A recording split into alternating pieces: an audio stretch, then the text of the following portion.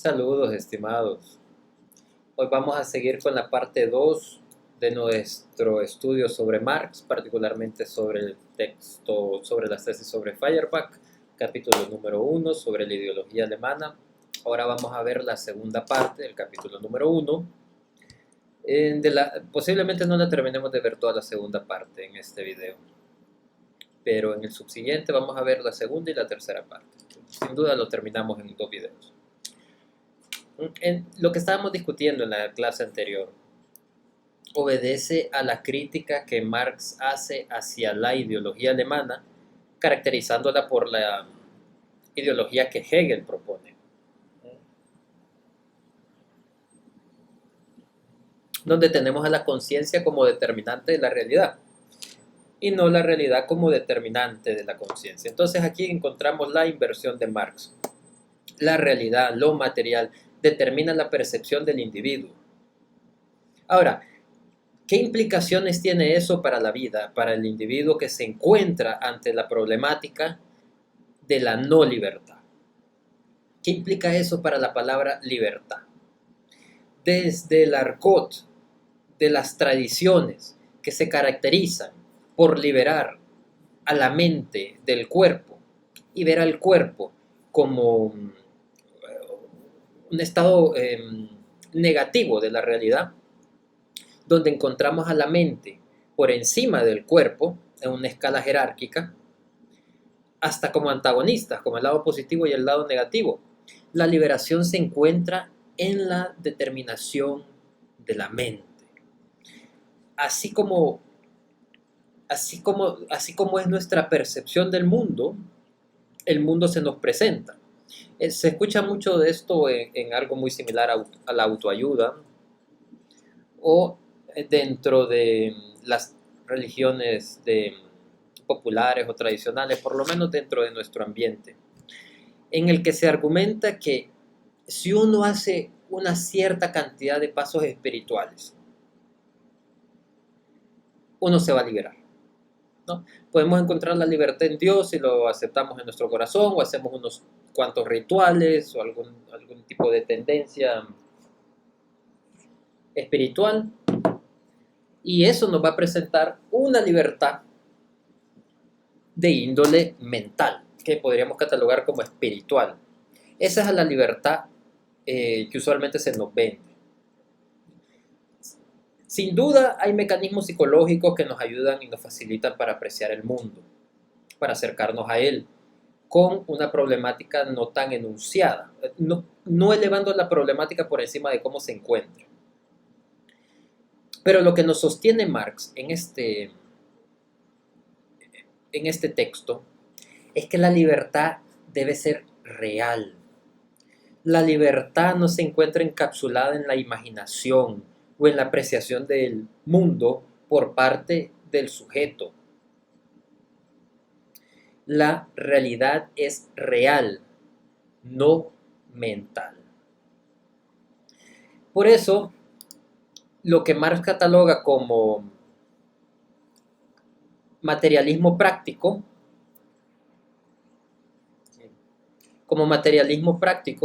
es el acercamiento a la postura comunista desde la perspectiva marxista. Se trata de revolucionar el mundo existente. Y de lo que se trata también, si pretendemos revolucionar el mundo existente, es reconocer no la premisa de que es la concepción o la ideología la que genera el mundo, sino que lo que genera la historia. Sino que lo que genera la historia es la relación entre naturaleza y tiempo. Nuestra relación con los medios de producción es la que determina el desarrollo de lo que tradicionalmente llamamos como proceso histórico. Eso es uno de los primeros pasos. ¿Por qué? Porque aquí se está negando hasta cierto punto algo que usualmente se tiende a ver en una clase de historia de la filosofía, que es la estructura del desarrollo histórico como aquel que va pegado a las ideologías que se van portando.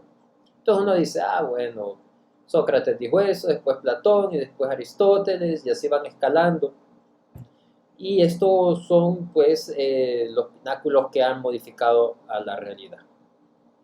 Pues no, desde la perspectiva marxista, no. La ideología que nace y los diferentes,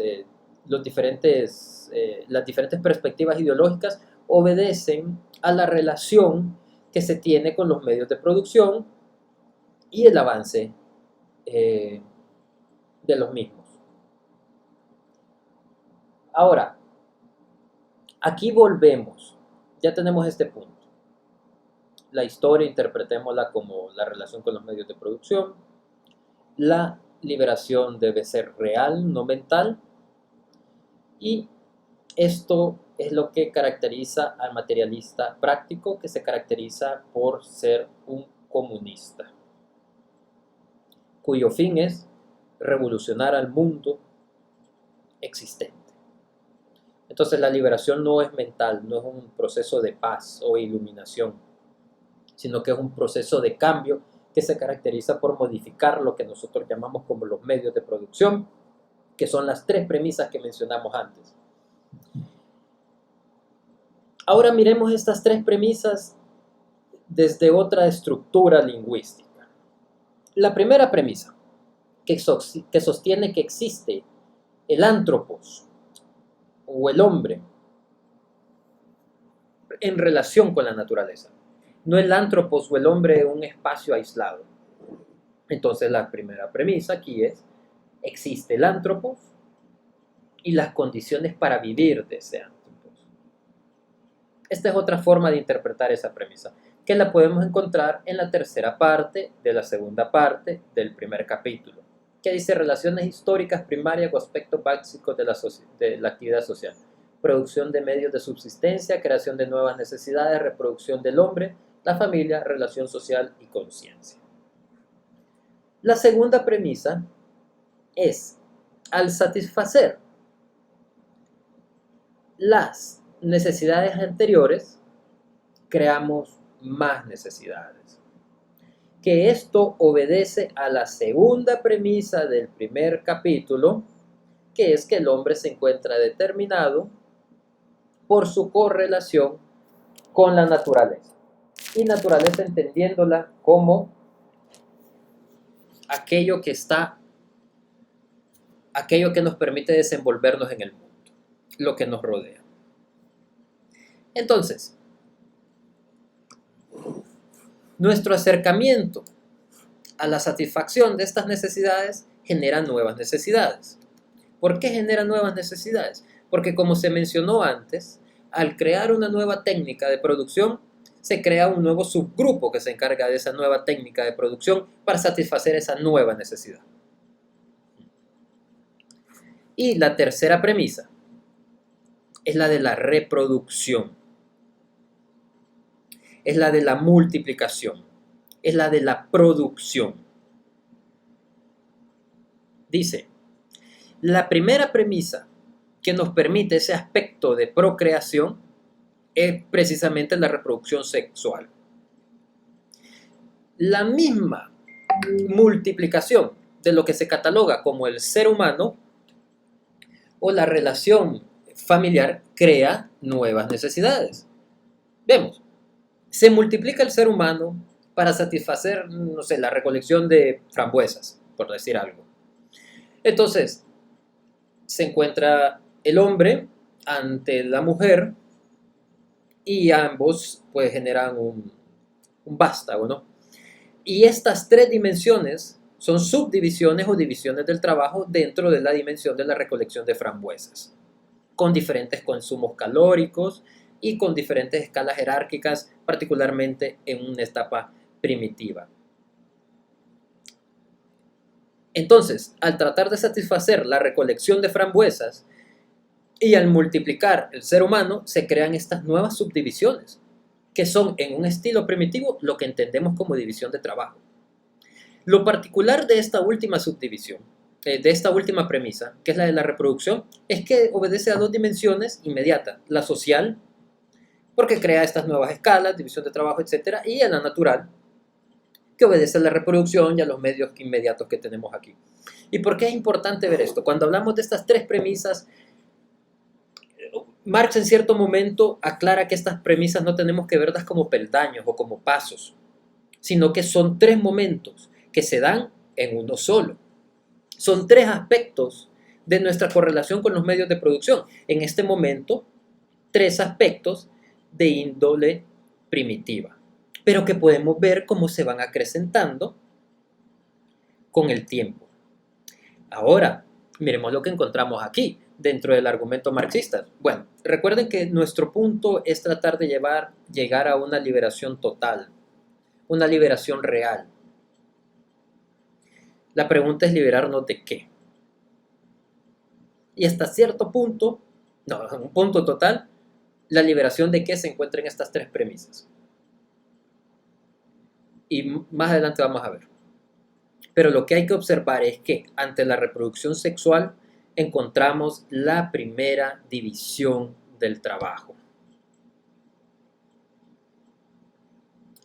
Esta división de trabajo es la que se encuentra entre la mujer y el hombre, al punto que, como vamos a ver más adelante, y como dirá Marx, expresa que la mujer se presenta dentro de esta escala como la primera esclava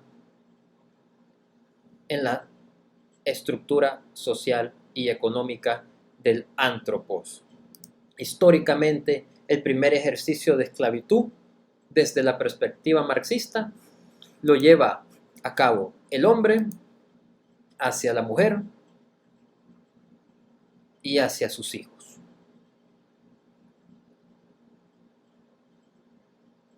Dice, con la división del trabajo que lleva implícitas todas estas contradicciones y descansa a su vez sobre la división natural del trabajo en el seno de la familia y en la división de la sociedad en diversas familias opuestas, así como la idea aquí es, se carga esta idea en una familia y la unión de familias multiplica estos aspectos de la división dentro de la sociedad. Se da al mismo tiempo la distribución y concretamente la distribución desigual, tanto cuantitativa como cualitativamente del trabajo y sus productos, es decir, la propiedad, cuyo primer germen, cuya forma inicial se contiene ya en la familia. Estoy leyendo primer párrafo de la cuarta parte de la cuarta sección de la segunda parte del primer capítulo. Donde la mujer y los hijos son los esclavos del marido. La esclavitud, todavía muy rudimentaria, ciertamente latente en la familia, es la primera forma de propiedad, que, por lo demás, ya aquí corresponde perfectamente a la definición de los modernos economistas, según la cual es el derecho a disponer de la fuerza de trabajo de otros. Por lo demás, división de trabajo, lo que mencionaba antes, división de trabajo y propiedad privada, son términos idénticos, uno de ellos dice referido a la actividad, lo mismo que el otro referido al producto de esta. Y aquí es donde encontramos este juego con los peldaños, donde producción, condiciones con la naturaleza y multiplicación se dan al mismo tiempo, donde lo social y lo natural existe dentro de la misma escala, y donde podemos observar que la división de trabajo en sus pininos y por lo tanto la característica de la esclavitud desde la perspectiva marxista y de lo que él cataloga como economistas modernos, dentro de este aspecto de la modernidad, utilizándolo como escala histórica filosófica, se encuentra en la mujer y en el hijo, de los cuales se dispone de su trabajo de forma involuntaria. Bueno, ¿no? Aquí voluntad es abierto a interpretación, pero podemos decir que no hay oposición. La división del trabajo lleva aparejada además la contradicción entre el interés del individuo concreto o de una determinada familia y el interés común de todos los individuos relacionados entre sí. Interés común no existe, tan solo en la idea, como algo general, sino que se presenta en la realidad ante todo como una relación de mutua dependencia de los individuos con quienes aparece dividido el trabajo. Bien, veamos lo que está diciendo ahorita Marx. El interés común no existe. Mi sumisión ante otro ente para que éste me suministre de los recursos para sobrevivir no es porque se presenta un interés común, se presenta un interés desigual. que tiende a favorecer a aquel al que yo le presento mi sumisión para que me provea de los recursos necesarios para sobrevivir o para llevar una calidad de vida eficiente. Aquí lo que se está, lo que se está desvalijando es la idea de una especie de sentido comunal, solamente porque se alcanzan ciertos objetivos o ciertas metas. La relación aquí no está dada porque haya un interés en beneficio de todos, sino porque hay un interés en beneficio de alguien, del cual en medida secundaria y en menor grado se benefician otros o los demás. El beneficio no es común, es desigual y es desde la perspectiva marxista natural dentro de estas tres premisas históricas que obedecen hasta cierto punto a unos empujes egoístas. Parece que los conflictos fueran de interés general, pero no lo son. Obedecen a una clase en particular y los demás están, y si se involucran en conflictos de una clase que no les pertenece, y los demás están defendiendo los beneficios primarios de una clase por beneficios secundarios. Bien, dice, precisamente porque los individuos solo buscan su interés particular. Esto es importante porque hay quienes hablan del marxismo como que en el fondo creen que los individuos son dados a compartir. No, aquí se reconoce que los individuos son egoístas o particulares o buscan su interés particular. Solo buscan su interés particular que para ellos no coincide con su interés común y porque lo general es siempre la forma ilusoria de la comunidad. Se hace valer esto ante su representación como algo ajeno a ellos e independiente de ellos, como un interés general, a su vez especial y particular, o ellos mismos tienen necesariamente que moverse en esta escisión como en la democracia. Por otra parte, la lucha práctica de estos intereses particulares que constantemente y de un modo real se oponen a los intereses comunes o que ilusoriamente se creen tales, impone como algo necesario la interposición práctica y el refrenamiento por el interés general ilusorio bajo la forma de Estado.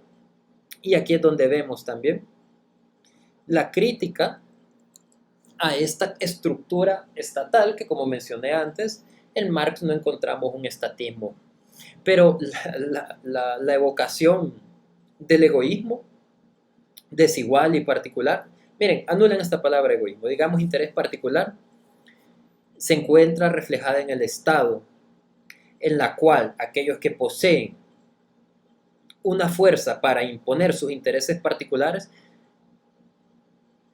lo hacen. El Estado se presenta como un instrumento de imposición de intereses particulares de aquellos que poseen la capacidad de influir en el mismo. Por lo tanto, los intereses particulares más relevantes o más poderosos dentro de la estructura social. Bien, en este momento todavía no se ha respondido de qué se busca liberar aquí el comunismo. Pues la clave está en la tercera premisa y en la división del trabajo. La clave está en anular hasta en cierta perspectiva, si no en una perspectiva total, la enajenación que implica la división del trabajo. La incapacidad de crear un interés por el bien común y no por el interés particular. ¿Y esto por qué se genera? Por la enajenación que se provoca por la división del trabajo. Y la división del trabajo nos coloca en una correlación con los medios de producción o la naturaleza. Y esta misma correlación es la que nos separa de los intereses del otro y el otro de nuestros intereses. Pero al separar esta división del trabajo, esta relación particular con nuestra naturaleza y nuestra capacidad de producir, en el fondo se crearían intereses comunes. En la perspectiva marxista, la solución a esta problemática, que como estamos viendo es de origen antropológica, es de origen milenaria, es de origen desde que existe el antropos, existe la división del trabajo, solo se puede dar ante el desarrollo de las tecnologías. Y por eso la entrada del capitalismo va de la mano de la entrada de la industria. Porque la clave para liberarnos de esta enajenación se encuentra en la industrialización. Claro, una vez que escape del proceso capitalista. Muy bien, siempre es un gusto compartir y todavía nos hace falta un video más, el cual espero producir y me agradaría lo lograran ver. En todo caso, ya saben, las lecturas las pueden encontrar en el enlace del campus virtual. Un gusto, me despido.